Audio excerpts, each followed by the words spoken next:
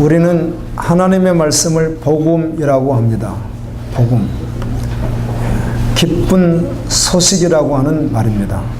그런데 이 기쁜 소식의 농도가 오늘 여러분들이 혹시라도 여러분 개인 사정이나 여러분 어떤 신변의 문제에 의하여 혹시 소식을 기다리고 있다면 어떤 소식을 기다리고 있습니까? 그 소식이 슬픈 소식이 아니고 기쁜 소식이 되어야 된다고 한다면 여러분에게는 어떤 것이 가장 기쁜 소식이 되겠습니까? 저는요, 이 말씀에 사로잡혀서 살아가는 종이다 보니까 세상의 그 어떤 기쁨, 나에게 오는 그 세상에서 주는 어떤 기쁨은 내가 가지고 있는 원래 영적인 그 기쁨을 추월할 것이 저는 없습니다. 어떤 것도 없습니다. 저는 복권도 사지 않지만 복권을 샀더니 그것도 외국 걸 샀더니요 500억이 당첨됐대요. 엄청나게 기쁘지 않겠습니까, 여러분? 그런데 전제적으로 저는 그것으로 기뻐할 수 없는 사람이 되어버렸습니다. 아마 그게 저에게 유익하게 사용될 수도 있지만 저를 얼마든지 타락시킬 수도 있는 그런 것일 수 있고요. 사실 없으니까 이렇게 제가 말은 할 수 있을지 모르겠어요. 실제가 아니다 보니까. 그런데 적어도 저에게는 하나님의 나에게 말씀하는 약속에 대한 복음 기쁜 소식에는 어떤 것이 저를 기쁘게 할까요? 잠시 기쁠지 몰라도 그 영원한 기쁨이 될 수 없는 것은 저는 하나님을 믿기 때문이며 영원한 세계인 두 나라를 확실히 알고 있기 때문에 그렇습니다. 천국과 지옥을 알고 있기 때문에. 여러분에게 한번 질문하는 것이죠. 오늘 여러분이 들을 수 있는 기쁜 소식이 있다면 어떤 것이겠는가 하는 것입니다. 그런데 가능하다면 슬픈 소식이 아니라 기쁜 소식이면 좋겠죠. 우리가 읽은 본문의 말씀은 성경에 분명하게 말씀하기를 우리에게 보낸 편지라는 것입니다. 편지. 요즘엔 주로 글로 쓰는 편지보다는 이제 온라인상에서 주로 이렇게 주고받다 보니까 이렇게 쓰는 글을 잘 읽지를 못할 때가 있긴 하지만 어떻든 뭐 온라인상으로 왔던 메일로 왔던 아니면은 친필로 쓴 것으로 왔던 편지가 여러분에게 왔는데요. 그 편지가 누가 보내느냐 하는 것이고 내용이 무엇인가에 따라서 우리 상황이 달라지지 않겠습니까? 그런데 전능하신 하나님의 아들이신 예수 그리스도 그분이 편지를 써서 나와 여러분 개인에게 보냈다는 사실이 오늘 성경 말씀입니다. 이것도 그대로 취해야 하는 것입니다. 하나님이 오늘 이 시간에 우리에게 보냈다는 것입니다. 이 편지를.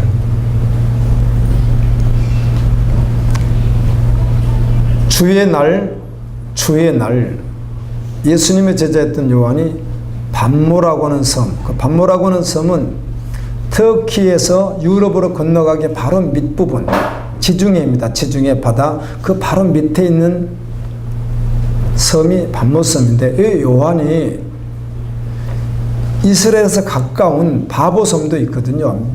그런 멜리데 섬도 있고 한데 하필이면 그쪽까지 가서 예배됐을까? 이스라엘 가까운 섬으로 가지도 않고 이스라엘에서도 수억 마일리 떨어져 있는 바로 유럽으로 바로 올라가기 전, 사실 지금 터키도 유럽으로 들어가지만 당시로 말하면 그걸 소아시아라고 했거든요. 소아시아 지역으로 했어요. 그의 바로 밑에 있었을까? 요한이 그곳에서 복음을 증거했고 그곳에서 사역을 하는 가운데 다 모두가 다 로마 영이었으니까 그곳에서 붙잡히게 되었고 그리고 무인도 섬에 그가 가서 복음을 전했다는 제명 때문에 들어가게 되어 있는데요. 주의 날 성령의 감동을 받고 뒤에서 나팔 소리 같은 큰 음성을 듣고 돌아보았더니 그곳에 누가 계셨습니까? 예수님이 계셨습니다. 여러분, 은혜가 충만하고 주님과 늘 동행하는 사람은 지금도 눈으로 보이지 아니할지라도 아멘, 주님이 눈에 선하고요. 오늘 주의 날도 우리는 영이 있기 때문에, 영이 있잖아요. 영이요. 살아난 영을 가진 하나님의 사람은 영이신 하나님과 교통하기 때문에 지금도 여전히 그 예수님이 어때요? 함께 하심을 알고 그리고 그분을 믿음으로 바라보게 되는데 요한에게 찾았던 그 주님은 오늘 지금 우리와 함께 하시거든요. 발에 끌리는 옷을 입고 천국엔 먼지가 없나 보죠. 발에 끌리는 옷을 입으신 걸로 봐서 먼지 있으면 끌리는 옷을 입고 다니면 안 되잖아요. 그 나라는 정말 아주 깨끗한 나라잖아요. 완전한 깨끗한 나라예요. 가슴에는 금띠를 띠고 머리털의 희기는 양털 같고 눈 같으며 눈은 불꽃 같고 발은 빛난 주석 반짝반짝반짝 그냥 구리 같고 얼굴은 해가 힘있게 비치는 것 같은 그런 모습을 가지고 입에는 좌우에 날씬검을 가지신 예수님이 편지해라 이렇게 하시는 거예요. 그래서 1장 1절에 보게 되면 하나님께서 예수님께 주셨던 말을 예수님은 그의 천사에게 줬고 그의 천사는 요한에게 주고 요한은 오늘 우리에게 편지를 써서 남겨놓은 것이거든요. 그런데 그 하나님은 어제나 오늘이나 동일하시니까 아멘. 오늘 동일하게 지금 찾아오셔서 지금 편지한다는 것입니다. 아멘. 이렇게 말하죠. 빌라델비아 교회의 사자에게 편지하노니. 그런데 우리가 빌라델비아 교회를 제가 오늘 말씀을 전하는데요. 지난 주간에 우리가 1장부터 오늘 6장까지 묵상하는 주간이었잖아요. 근데 7개의 교회 가운데 주님이 빌라델비아 교회를 마음에 저에게 감동을 많이 주셨습니다. 그런데 빌라델비아 교회만 있는 것이 아니라 7교회가 있다는 사실을 또 간과할 수 없는 것이죠. 지형적으로 첫 번째가 예루살렘에서 이렇게 올라가게 되면 지형적으로 바울이 태어났던 다소라는 지역이고 조금 올라가게 되면 에베소 지역인데 그래서 에베소 교회가 있습니다. 에베소 교회. 그 에베소 교회 편지하기를 너희들 처음 사랑을 잃어버렸다. 아멘. 말하는 처음 사랑은 무엇이든 예수 그리스도의 십자가의 사랑. 아멘. 정말 주님과 함께 죽고 주님과 함께 살아서 주님을 사랑하고 생명으로 이웃을 사랑하는. 아멘. 그 사랑을 잃어버렸다. 이 사랑을 회복하라. 회복하지 않으면 너에게서 교회를 옮겨버리겠다. 이렇게 말씀하신 내용이 있고요. 그리고 두 번째 교회가 서머나 교회잖아요. 서머나 교회도 참 신실한 교회였습니다. 죽도록 충성하라. 생명의 면류관을 주리라. 너희들이 지금 가난한 것 같지만 사실은 너희들은 실상은 부자이고 세상의 물질은 가지고 있지 않아도 너희들은 하늘의 부자이다. 이렇게 위로하고 격려해 주시는 말씀이죠. 그 다음에 버가목 교회입니다. 이 버가목 교회는 믿음으로 잘 달려가는 것 같은 모습은 다 갖추고 있는데 다른 누구보다도 열심히 헌신하고 봉사하는 모습까지도 다 갖추고 있는데 그런데 문제는 발람이라고 하는 하나님의 백성들을 세상에 빠지게 만들고 죄를 짓게 만들고 우상숭배하게 만들고 간음하게 만들었던 장본인이 발람인데 그 발람과 같은 사람이 당시에 니골라당이라고 있는데 이 니골라당이 동일하게 교회 안에서 그런 모습을 가지고 있다는 것이죠. 믿는다고 하고 충성을 다한다고 하는데 실제로는 그 속에 물질을 숭배하는 것과 같이 세상을 따라가는 요소가 아주 다분히 담아있는 이 모습에 대해서 예수님은 또 책망하시고 회개하라. 아멘. 그리고 마지막에 승리하라. 이렇게 말씀하시고요. 그 다음에 도아드리아 교회는 이세벨이라고 하는 거짓 선지자. 여러분 이세벨 하면 우리가 구약시대 때 아합 왕의 부인이었잖아요. 그리고 바알신, 바알부올신 이런 엄청난 바알 숭배를 했던 사람인데 그와 같이 이세벨이라고 하는 여자가 있는데 선지자라고 하는 가짜 선지자가 있는데 그가 행음을 하고 간음을 하고 다시 말하면 이성적인 간음뿐만 아니라 세상의 모든 것을 다 취하려고 하는 예수 믿는다는 모습은 다 가지고 있고 충성하는 것 같은데 실제로 존재는 그렇다는 것이죠. 그러나 그를 침상에 병상에 누일 것이고 또 그를 따라가는 자 회개하라고 아무리 좋게도 회개하지 않았으니까 그렇게 누일 것이며 그를 따라가는 자들도 어떻게 하리라?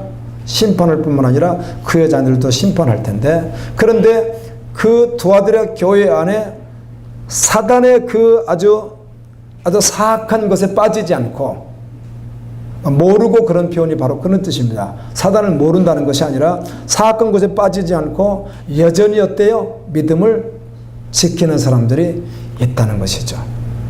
아멘. 그들에게 약속하고 이기라고 말씀합니다. 그리고는 사대교회가 또 있잖아요. 사대교회. 사대교회는 살았다고 자기들은 우리는 살았어, 우리는 구원받았어라고 하는데 실제로는 죽었는데 그 가운데 몇 명은 흰옷을 입을 자격자가 있다는 것이죠. 너희들도 일깨워서 일어나서 돌이켜서 회개하고 나가지 않으면 생명책에서 이름을 지울 수 있다는 것이죠. 끝까지 얘기라고. 저는 그 지체들을 만나면서 한 가지 느끼는 것이 있습니다.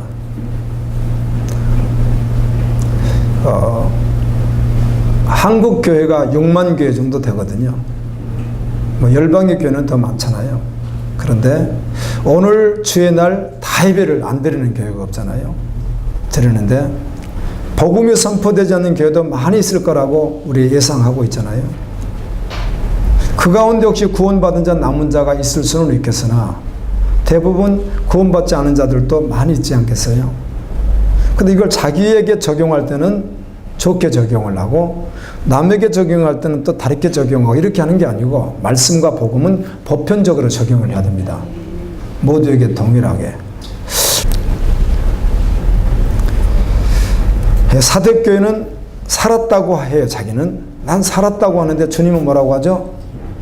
죽었다고 말하는 거예요. 구원이 없다고 말하는 거예요. 어떻게 하면 구원이 있다는 거죠?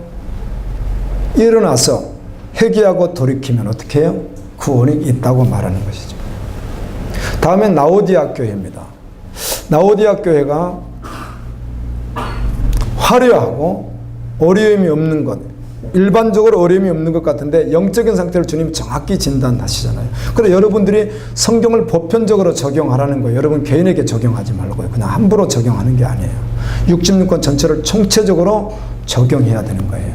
아멘. 부분적으로 적용해도 틀리거든요. 자기가 좋은 대로 이렇게 해석하면 안 되잖아요. 성경을. 우주적으로 선포된 하나님의 영원한 계시의 말씀이니까. 이 말씀에 합당한 자로 믿음으로 달려가면 되는 것이에요. 자기 생각에 자기는 구원받았다는 거예요. 그런데 라오디아 교회를 두고 주님은 뜨겁지도 차지도 않으니까. 뜨겁지도 차지도 않다는 말은 그러면 뜨거운 것은 믿음이 좋고 차가운 것은 믿음이 안 좋으니까 믿음 생활 하려면 잘하고 못 하려면 아예 그냥 하지 마라 그런 말이 아니고 찬 것은 찬데 분명한 어때요? 색깔이 있고 뜨거운 것은 분명히 뜨거운 것에 뭐가 있죠? 쓸 수 있는 용도가 분명한 것과 같이 이렇게 분명해야 된다. 말씀 앞에서 그 말이거든요. 주님은 자격 없다고 말씀했죠. 그들에게도 계속해서 회개의 기회를 주시잖아요. 내가 문 밖에 서서 계속 문을 두드리는데 문만 열면 내가 들어가서 너 나 함께 뭐 할 것이다. 식탁에 앉을 것이다. 이렇게 하시잖아요. 영적으로 연합하시겠다고 하시는 거예요. 자, 이런 말씀들을 주셨는데 오늘 그 가운데 우리가 빌라델비아 교회를 보니까 사실은 7개 요소의 모습이 내가 어디에 해당되는지도 한번 살펴보고 아멘. 그리고 오늘 빌라델비아 교회에 주신 말씀이 아멘 되어서 달려가기를 주님은 원하신다는 것입니다. 다윗의 열쇠를 가지시니 이 말은 이사야 22장 22절에 보게 되면 내가 또 다윗의 집의 열쇠를 그의 어깨에 두리니 그가 열면 닫을 자가 없겠고 닫으면 열 자가 없으리라. 이 말은 예수님의 왕권 권세를 말하는 것이에요. 주님을 자꾸 다윗의 후손이다, 다윗의 왕 이렇게 말할 때는 예수님을 누구라는 거죠? 만왕의 왕이라는 걸 드러낼 때 항상 그렇게 하시는 거예요. 만왕의 왕. 이 세상에 지금 뭐 옛날식으로 하면 지금 대통령이 왕이잖아요. 그런데 주님은 만왕의 왕이시라는 것이죠. 나는 만왕의 왕이야. 어디의 왕이시죠? 거룩한 성 세르사람 천국의 왕이신 거예요. 그리고 그분이 문 닫아라고 명령하면 아무도 열 수 없다는 거예요. 또 열으라 하면 어때요? 열린다는 거예요. 마태복음 25장 1절부터 쭉 말씀을 보게 되면 10처녀가 비유로 나오잖아요. 이들이 예수님을 기다리고 있었고 교회 안에서 믿는다고 하고 있었는데 5명은 깨어서 준비를 했고 5명은 깨어서 준비가 되지 않아서 신랑이 온 후에 문이 딱 닫히잖아요. 그래서 밖에서 막 열어달라고 하죠. 근데 열어줘야 안 열어줘요? 5명은 영원히 열어주지 않습니다. 5명에는 열려서 들어갈 수 있었습니다. 그런데 빌라델비아 교회는 이 문을 열어놨다는 거예요.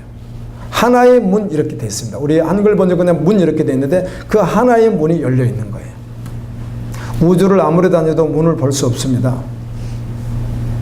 그럼 미국의 화가가 계시록 그림으로 막 그리면서 천국 문을 그려놓은 게 있습니다. 공중에 약간 옆에 이렇게 분위기 있게 해놓고는 문 하나만 덜렁 있는데요. 그냥 그걸 봐도 감동이 오는 거예요. 천국 문은 아니지만 하여튼 그렇게 천국 문이 있다는 것이잖아요. 그 문을 열어놨어요. 무슨 문이에요? 구원의 문이죠.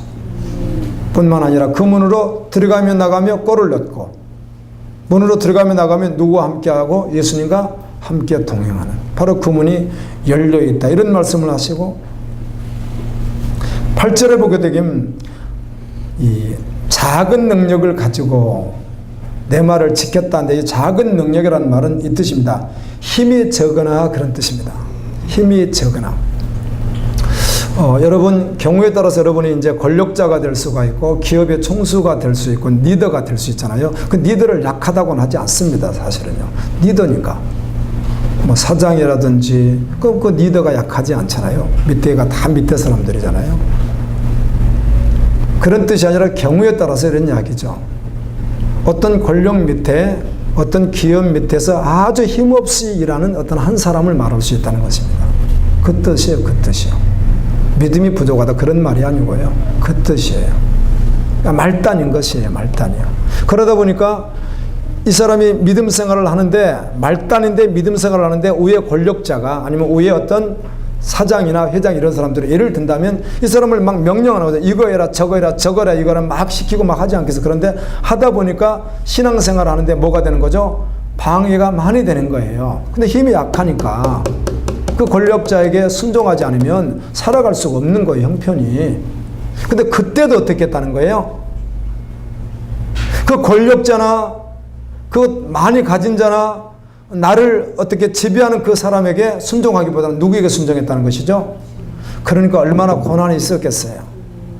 얼마나 힘들었겠어요. 그걸 했다는 거예요. 그거를요.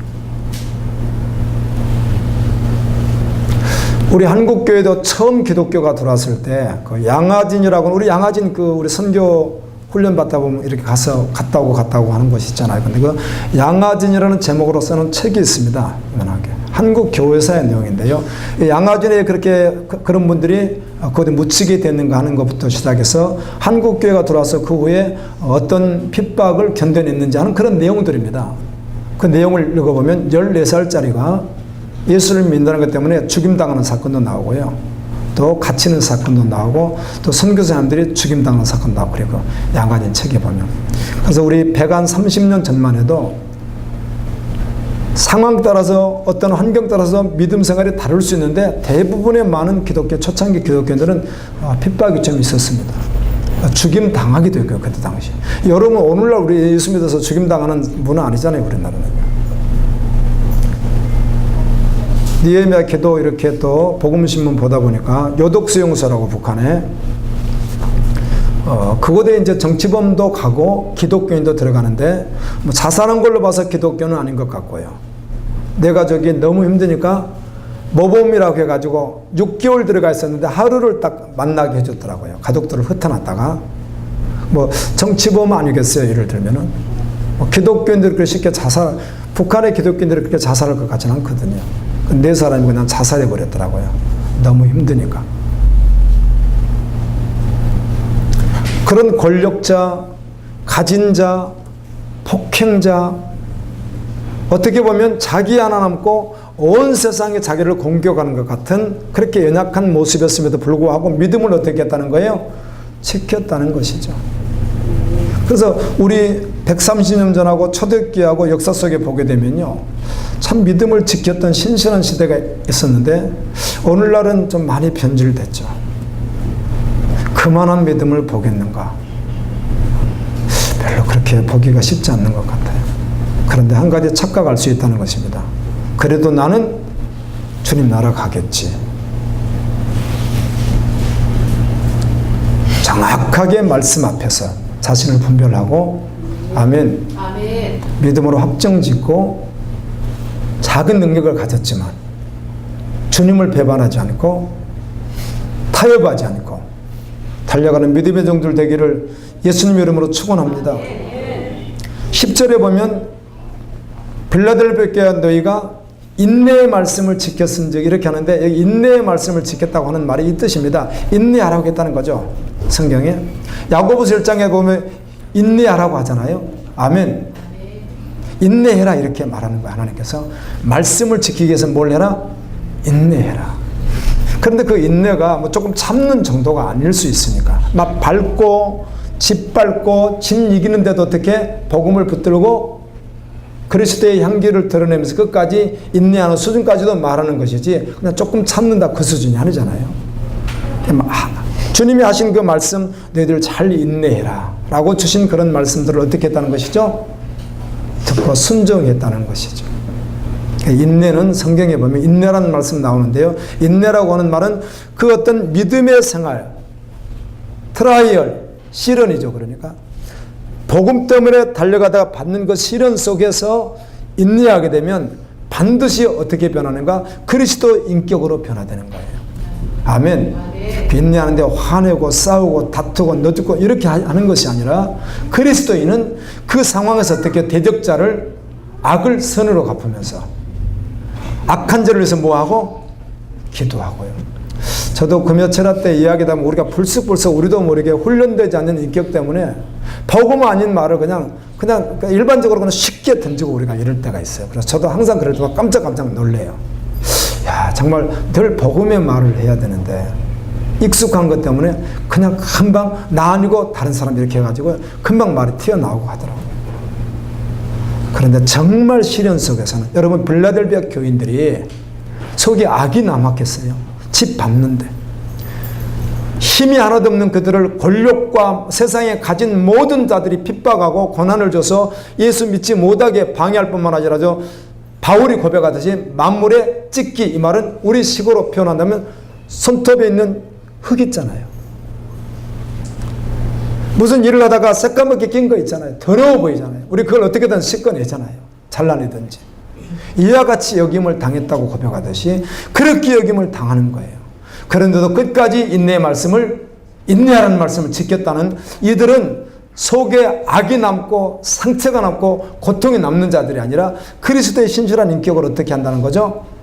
더 주님을 닮아가는 사람으로 간다는 것입니다. 이게 인내하는 사람이거든요. 우리 세상에서 참다가 참는다고 하다가 스프링을 누르는 것과 같이 그 선물 잘못 줘가지고 놀리려고 이렇게 글러브 하나 낀 스프링 같은 거 넣어가지고 열면 그게 어떻게 나오죠? 튀어나와서 턱을 치고 뭐 그런 거 웃기는 이야기들이 있는 것과 같이 누르면 누를수록 계속 눌러지는 거죠. 그런데 이게 존재가 바뀌지 않았으니까 어떻게 하죠? 스프링이 눌러져 있으니까 어느 어떤 상황과 조건이 자신도 모르게 이게 어떻게 하겠어요? 폭발한다는 것이다. 이거를 인내한다고 말하지 않습니다.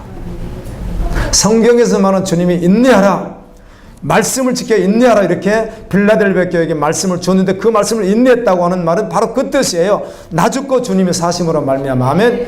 밟히고 업신여김 당하고 찢기처럼 당해도 그 문화가 그랬으니까, 그 문화가 복음 때문에 그럴 수밖에 없는 상황이니까 자신은 능력이 없어요. 여기에서 어필할 수 있는 어떤 힘도 없어요. 그냥 바보 취급 당할 수밖에 없어요. 여러분, 왕이나 이런 어떤 거대한 권력 앞에서 아주 초라한 빈민촌에 있는 옛날 우리 상황으로 말하면 어떤 계급 자체가 쌍놈 계급 쪽에 있는 종의 계급 쪽에 있는 이런 사람이 어떤 권력자들 앞에서 무슨 힘이 있습니까? 근데 예수를 믿는다는 것이죠. 얼마나 조롱을 하겠어요.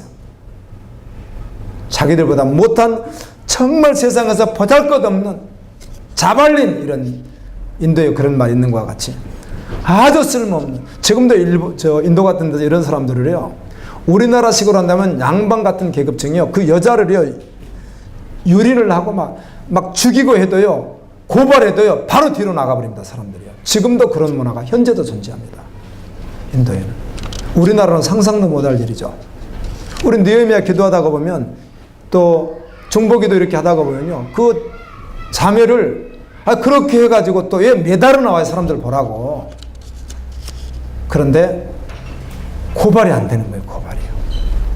선민 집단을 우리식으로 하면 권력 지배층 자녀들이 했기 때문에 그러는 거예요. 지금도 그런 문화가 지금 열방에 있습니다. 그런데 예수님 당시 한번 생각해 보십시오. 2000년 당시 말이에요. 우리나라 조선 초기 상황이라고 생각해 보십시오. 아주 보잘것없고 힘도 하나도 없는 이런 사람들이 예수님을 믿는다는 거예요. 권력자들, 가진 자들은 어때요? 모든 걸 다 소형 같은데 아무것도 가지지도 않고 가장 없어 보이고 가장 정말 못나 보이는 것 같은 사람들이 예수님을 믿는다고 할 때 조롱뿐만 아니라 얼마나 그들의 권력과 힘으로 그들을 억압했겠느냐는 것입니다. 그런데 그 적은 능력 가지고 결코 그들에게 굴하지 않고 아멘. 믿음을 지켰는데 그 지키는 믿음이 옥이나 무슨 상처로 지킨 것이 아니라 예수 그리스도의 인격으로 지켰다는 것이에요. 예수 그리스도의 인격으로 같이 대항하지 않고. 오늘날 한국교회에도 그리스도인들이라고 하는 분들이 이 대항을 하는 모습이 저는 항상 안타까울 때가 있습니다. 대항은 할 수 있겠으나 좀 믿음으로 고상하게 못하냐는 거예요. 언어도 좀 아름답게 쓰고 아멘. 얼마든지 힘을 낼 수 있는데 꼭 그렇게 악독한 말을 해서만 해야 되느냐는 거예요. 덕이 되겠어요? 적어도 그들 속에 그리스도의 인격이 없기 때문에 저는 그렇다고 봐요. 아멘. 그리스도 인격이 있으면 그렇게 할 리가 없어요. 자기가 원치 않는 것에 대해서 의견을 제시할 때 그리스도의 인격을 가지고 얼마나 좋은 언어들도 많고 사랑하는 음성들도 얼마든지 있어서 강하게 얼마든지 할 수 있는데 그렇게 악독한 말을 해대고 정말 우리 보통 사람이 들어도 이해할 수 없는 언어들을 막 사용하고 이건 그리스도의 인격이 아니라고 봅니다. 그래서 그분들이 하는 일도 참이 않을 가능성이 많다는 것이 그래서 증명이 되는 거예요. 말씀으로 증명한다는 뜻이 다 그런 뜻이에요. 아멘. 그래서 성경으로 분별을 하는 거예요. 그런 것들을. 이 사람이 참 일하는 사람인지 자신을 위하여 일하는 사람인지 금방 드러나잖아요. 주님이 오늘 우리에게 분부하시는 거예요. 그런데 우리는 초대교회 빌라델비아 교회 같이 힘이 없어서 그렇게까지 억압당하는 문화 속에 있는 분들이 여러분들은 아닌 것 같아 제가 봤을 때. 그 정도 상황은 아니에요. 그런데 지금도 여전히 주님은 그걸 말씀해요. 사랑하는 자들에게. 빌라델비아 교회 이 말이 빌라델비아가 헬라어로 나누면 두 개입니다. 형제 사랑, 형제 인애, 형제 함께 하는 것 이런 뜻을 가지고 있습니다. 그러니까 얼마나 그들이 연합되어 있고 그리스도인이 하나 되어 있고 아멘. 사랑으로 하나. 지역이 그럼에도 불구하고 뜻은 그래요. 서로 사랑하고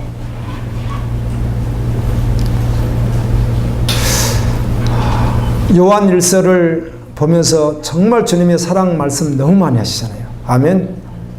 이게 그리스도의 인격이라는 것입니다. 인내했다고는 말을 할 때 그냥 참아냈다는 것이지 그리고 막 오기를 이겼다 그런 말씀이 아니라는 거예요. 성경에서 말할 때. 아멘. 세상 사람 그러지 않습니다. 인내할 때 내가 언젠가 복수하리라. 내가 언젠가 너를 이기리라. 내가 지금은 죽는 듯이 내가 너에게 당하는 것 같아도 내가 지금 참아내는 것은 반드시 어떻게 하기 위해서 내가 너를 언젠가는 한번 누르기 위해서. 세상은 그래요. 세상은. 근데 그리스도인은 인내가 그게 아니에요. 아멘. 내가 힘이 없는 나를 예를 들면 며느리 입장에서 이번에도 또 명절 당하면 또 힘들 일이잖아요. 며느리 입장에서 시어머니, 시아버지나 어떤 시댁의 그 권력의 힘이 있잖아요. 이럴 땐 이제 내가 약한 자인 거예요. 능력이 작은 자인 거예요. 이럴 때 뭐 공격해봐라. 내가 끝까지 내가 오기로, 슬픔으로, 고통으로, 상처로 이기는 것이 아니라 그리스도의 인격으로요. 그게 인내라는 것입니다. 지켰으니. 주님이 오늘 우리에게 그렇게 말씀해 주시는 거야. 시험의 때를 면하게 하리라. 여기서 말하는 시험의 때는 마태복음 24장 21절, 다니엘서 12장 1절, 에스겔서 5장 9절, 우리 또 요엘서도 읽으니까 나와 있었잖아요. 전무후무한 역사일이 없었던 환란의 때. 자, 그런데 사실 이 역사일이 없었던 환란의 때가 마지막 엔드타임에 있는 것도 사실이에요. 그런데 역사 속에 있어 왔고, 예를 들어 지금 북한에서 예수님을 믿는 것 때문에 발각이 되어서 요독 수용소 같은 데라든지 정치범 수용소에 지금 가 있는 분이 예수를 믿는데 결코 주님을 부인하지 않는다고 생각해 보십시오. 그들은 지금 무슨 환란 받고 있는 거죠? 거의 대환란 수준입니다. 역사적으로 항상 있는 거예요. 그러니까 지금 이때 이들은 우리가 말하는 엔드타임이 있을, 우리 뭐 그런 거 많잖아요. 마지막 때 666 문제, 베리집 문제도 뭐 나오고, 그 다음에 저그리스도가 어떻게 세상을 통치할 것이며, 일루미나티 이거 뭐 33도에서 어떻게 이 세상을 어떤 국가가 통치하고, EU가 어떻게 연합될 것이며, 뭐 여러 가지 시나리오가 있거든요. 이게 가톨릭도 천주교도 문제가 될 것이라는 이야기는 항상 있었고, 저그리스도 가운데 이런 문제들에게 종교적 타락과 세상에 강력한 적그리스도의 나라가 오면은 기독교인들을, 다니엘서도 그렇게 말하고 계시록도 그렇게 말합니다.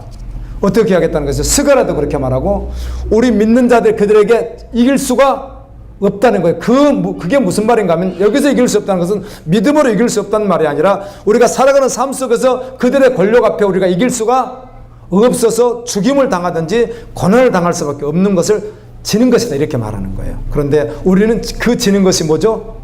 영원한 승리잖아요. 그런 혼란의 때가 있는데, 초대교회 빌라델비아 교회 상황에서는 이런 고난 같은 것이 실제로 존재했다는 것입니다. 그런데 오기로 이긴 것 아니고,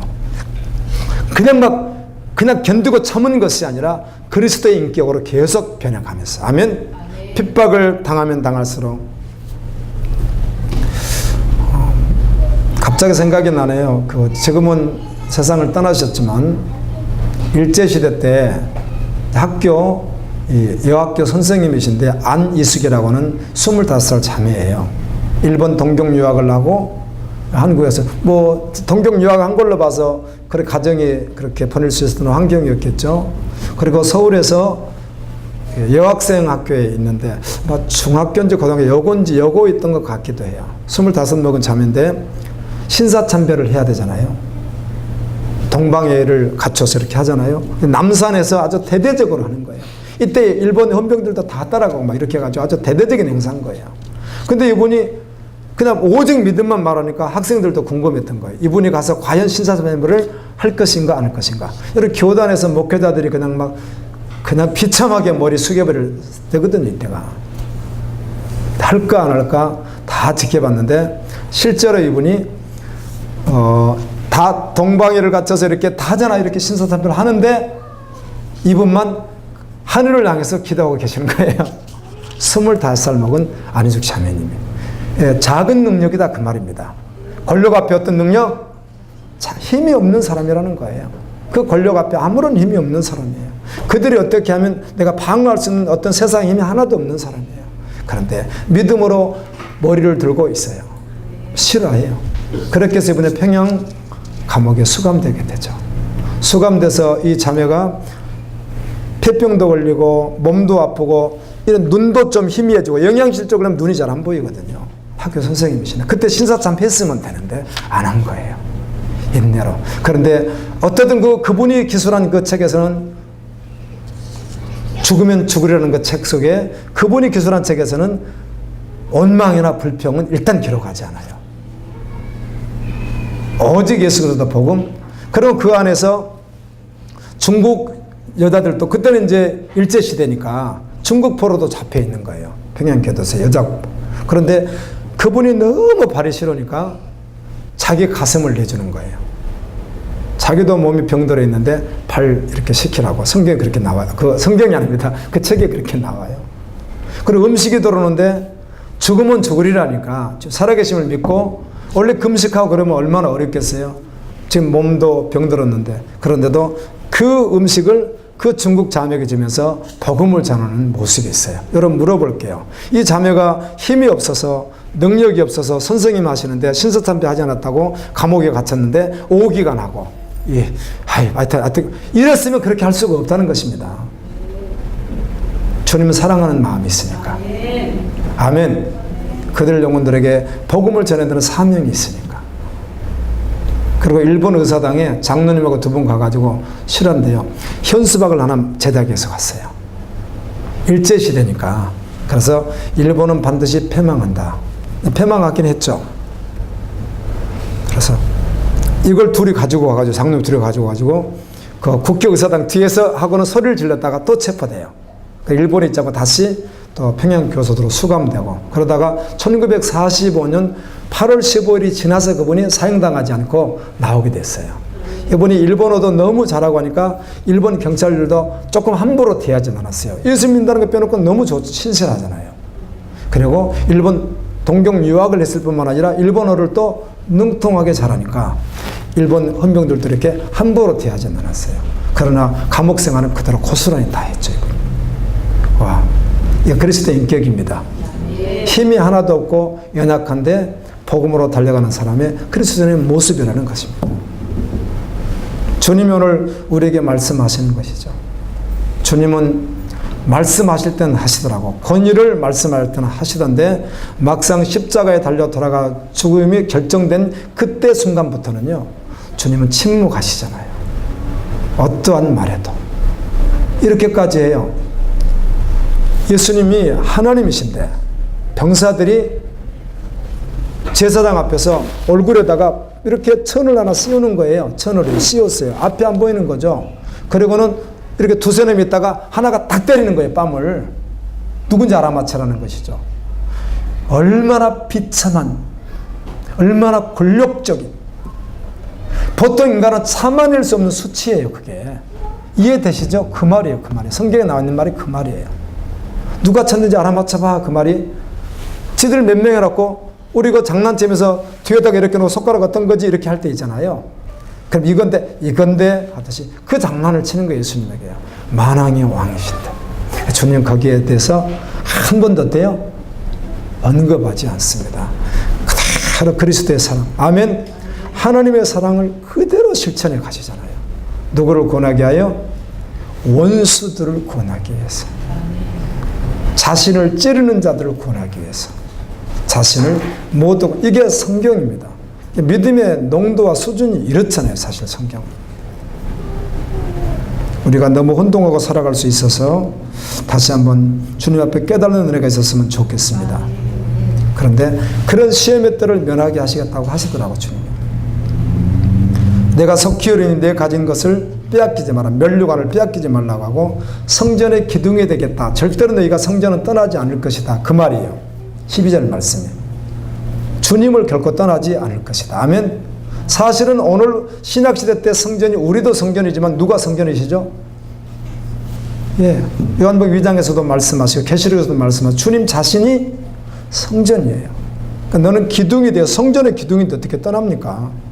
그러니까 성전의 기둥이 되어서 성전을 떠나지 아니리라. 이 열왕기상 7장 21절에 보면 성전의 두 기둥, 자 울타리가 이렇게 있으면은 번제단이 있고 물두멍이 이렇게 있고 앞에 이제 성소로 들어가는, 그래서 성소로 들어가고 그 안에 이렇게 휘장이 하나 있어. 그 안으로 들어가면 지성소가, 앞에가 성소니까 성소 앞에 두 기둥이, 그 이름이 뭐죠? 하나는 야긴, 하나는 보아스. 그 두 기둥 말하는 거예요. 그게 우리 오늘날식으로 하면 길이가 한 10m 정도 됩니다. 기둥 위에 또 머리가 이렇게 있거든요. 큰 기둥이 두 개가 서 있는데, 저가 세우시리라 그에게 능력이 있다. 야긴과 보아스의 기둥과 같이 결코 어디를 떠나지 않을 것이다. 성전을 떠나지 않을 것이고, 그 기둥 위에, 그 말은 너 위에 이 말입니다. 하나님의 이름을 기록하고 거룩한 성새 예루살렘 이름을 기록하고 예수님의 또 이름도 기록해서 너에게 새겨버린다는 것이죠. 스티그마라고 하는 말입니다. 성경에 이 말을 네 마리로 해가지고 옛날에는 불 가지고요, 이렇게 뭐 X3, X4 주인이 표시를 해가지고 불로 이렇게 뜨겁게 달고 가지고 말 옆구리에다가 확 찍어버립니다. 그래서 떼면 이게 나중에 곰고 터지고 곰고 터지다가 나중에 그게 형태가 그대로 드러나는, 저는 그런 말들을 여러 번 봤습니다. 위에 이제 오니치가 다 돼서요, 털도 고스란히 나 있는데 그 부분만 튀어나와요. 일단 이렇게 툭 튀어나와가지고 글씨가 딱 새겨지거든요. 이게 스티그마. 그거는 살점을 떼어내지 않는 지울 수가 없는 것이에요. 인내하고 말씀을 지키고 달려갔던 빌라델비아 교회, 내가 하나님의 이름과 거룩한 성세 예루살렘 이름과 예수님의 새 이름을 어떻게 하겠다? 스티그마 찍어버리겠다는 거예요. 살 속에다 집어넣어버린다는 거예요. 지어지지 않게. 이렇게 말씀하며 오늘 갈보리 지체들, 오늘 여러분에게 주님이 성령이 기어드리게 하시면서 오늘도 듣고 아멘 믿음으로 반응하라고 하시는 주님의 음성 앞에 믿음으로 설 수 있기를 예수님의 이름으로 축원합니다. 우리 말씀 기억하시면서 주님 감사합니다. 아직도 주님의 은혜가 필요하고 주님의 긍휼이 필요하게 주님 앞에 또 한 번 엎드립니다. 빌라델비아 교회에게 주셨던 귀한 말씀, 나에게도 하늘의 문을 열어놓으시고 지금도 주님이 기다리실 뿐만 아니라 믿음으로 들어가고 나가게 하시는 주님, 내가 주변 상황이 어떤 상황에서 작은 능력을 가지고 있을지라도 결코 주님을 멀리하지 않고 타협하지 않고 인내의 말씀을 지키며 그리스도의 인격으로 승리하며 주님 오시는 그날까지 믿음으로 달려가도록 역사해 주옵소서. 우리 다 같이 한번